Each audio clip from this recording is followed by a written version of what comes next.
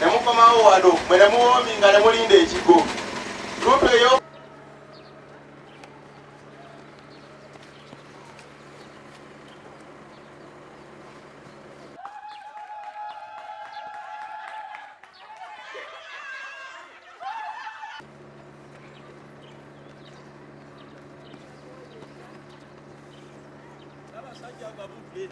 Sabasajja bagamba teri addamu.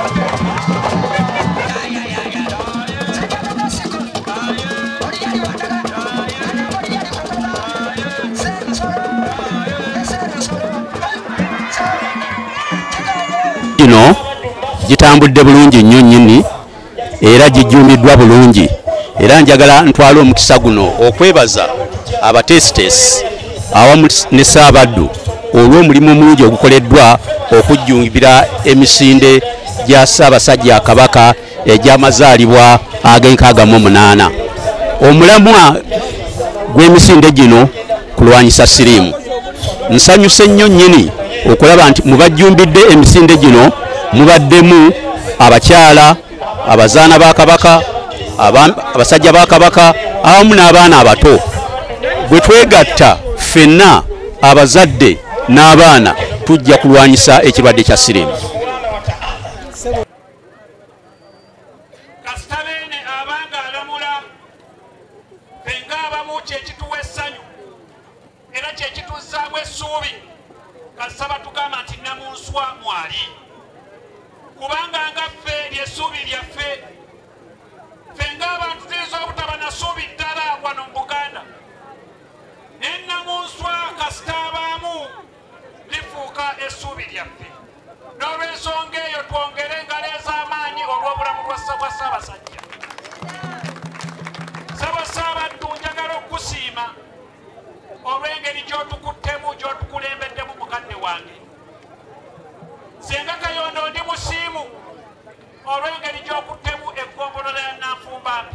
Nkyetabyemu olw'ensonga emisinde ekigineetabizaamu kuwagira Buganda ne Kabaka wange.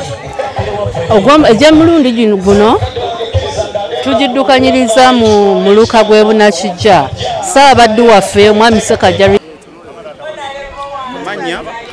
Amanya Gonja Fred, District Coordinator wa Mukono MK Ame Movement.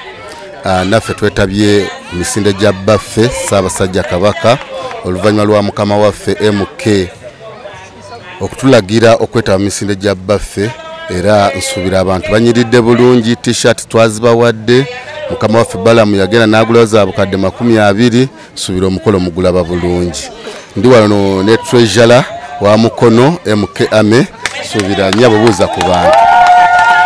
Amanya n'eddoboozi Bukirwa Leila Kasibante Ndi musalifu nnyo ku mulundi guno okwetaba okutaba ku misinde egyenkaaga mu 8 egya Ssaabasajja baffe.